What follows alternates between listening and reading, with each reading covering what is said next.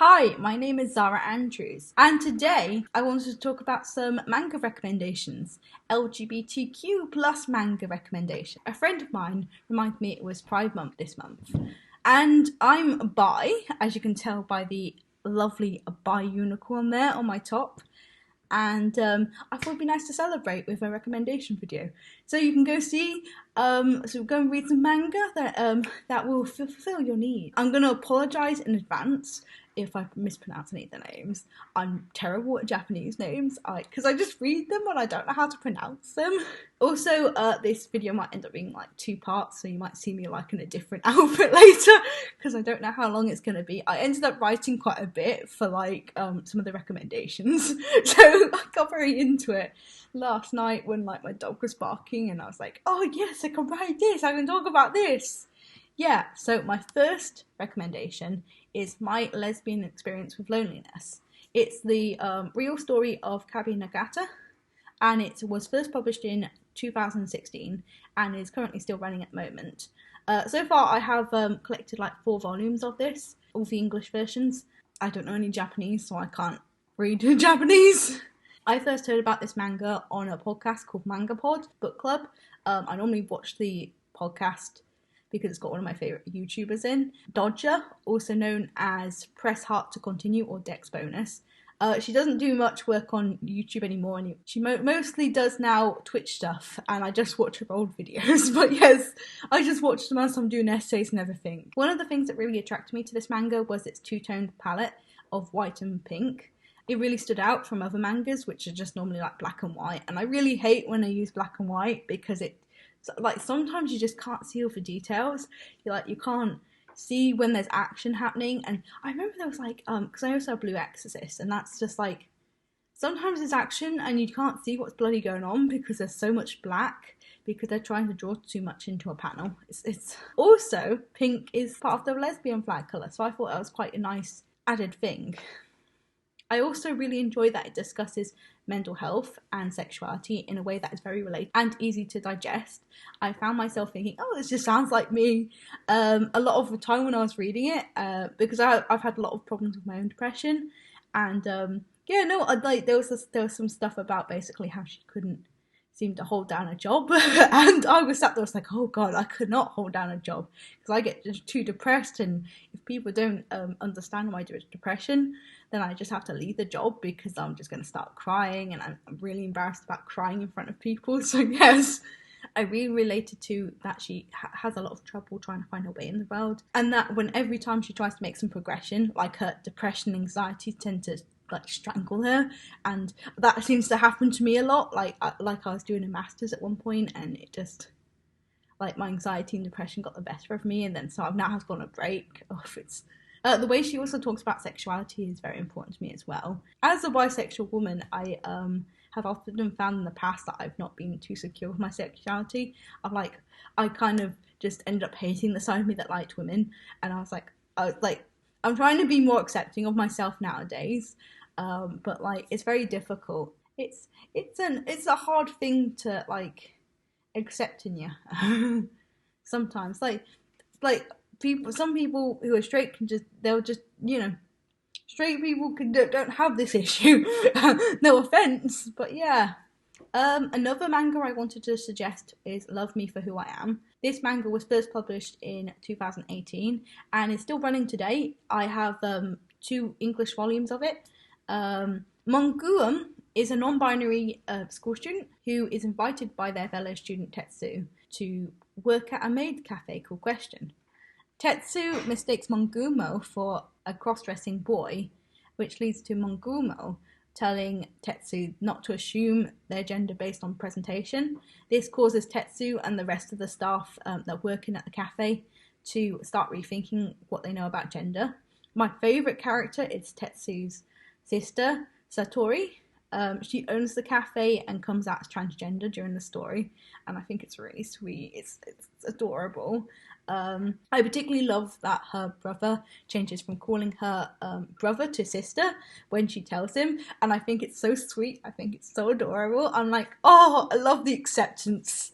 You don't see often moments between family members where they're very accepting, and I think it was just a really heartwarming moment. I know from my own experiences that like some of my family said they were okay with me being bi, and they weren't actually okay with it. So yeah, no, so I think I really love to see that kind of thing. And also in a lot of LGBTQ plus manga, there's like characters often have like a visible concern about transphobia and homophobia, which is very understandable. But instead, Tetsu's very supportive of his sibling, which I think makes a nice change from like having to worry about everything and like having to wonder what people are going to think of you, basically.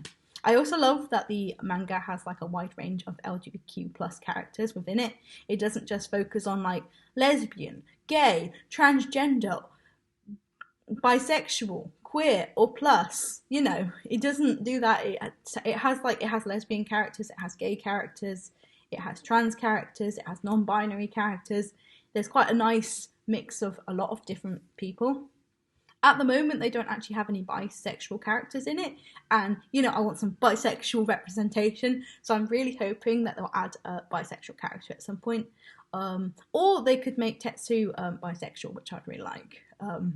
Yeah, because he's currently questioning his sexuality, so I think that would be quite a good opportunity. Another manga I want to recommend is Our Teachers Are Dating. This manga was first published in 2020 and is still running. I have 3 volumes of it at the moment, and it's an adorable, like, fluff Yuri manga, which follows Hayuma and Terano, teachers at the same school who are also dating.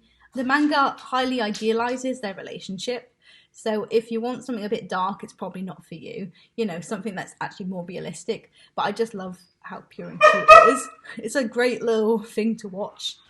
And I'm always excited for the next volume basically to come out. When the manga begins, their relationship has just started, so the reader doesn't actually really know how it's accumulated, how it's built up to this moment where they've actually started dating, which I think is an interesting start, considering how lovey-dovey they both are as well. Like, it's supposedly been like 2 years in the making, like them dating. So I don't understand how they didn't happen beforehand, and I would really like to know something about like the background and what happened before, because they don't often bring it up. There's a couple of mentions of it and stuff about, but they don't fully go into it, basically why it took them 2 years. Like, I understand they were very nervous, but like considering how upfront where they are with each other when they get together, I would have thought, you know, they would have not been so nervous at some point much sooner. Hayama teaches health and PE whilst Terano teaches biology. Hayama is presented as the more serious person in the relationship, although they do both kind of act like high schoolers when they're around each other, so they're not particularly serious. She's just the more serious one. Terano, in comparison, is shown to be very sweet, and she has a great love of dinosaurs, which I love, because I absolutely love dinosaurs too. If I can find anything with a cute little dinosaur on, I will happily buy it. I'm a sucker for that kind of thing. Yeah. I also really enjoy seeing how the other teachers, the pupils, and the principal are all very encouraging of their relationship. I think it's a nice change from when everyone's like always like, oh god, what's gonna happen? What's gonna happen? Is everyone gonna hate us, basically? Which happens on a lot of other LGBTQ plus manga. In particular, there are 2 other teachers that are very supportive of their relationship and tend to encourage them to like go out together, you know, take the next step in their relationship. And they are Bando and Miyazaki. They both really encourage them to canoodle, basically. I would really love to see them together as well. Like, I would really love to see Bando and Miyazaki together at some point, because I feel like they have really cute chemistry, and it seems like they're very open to it.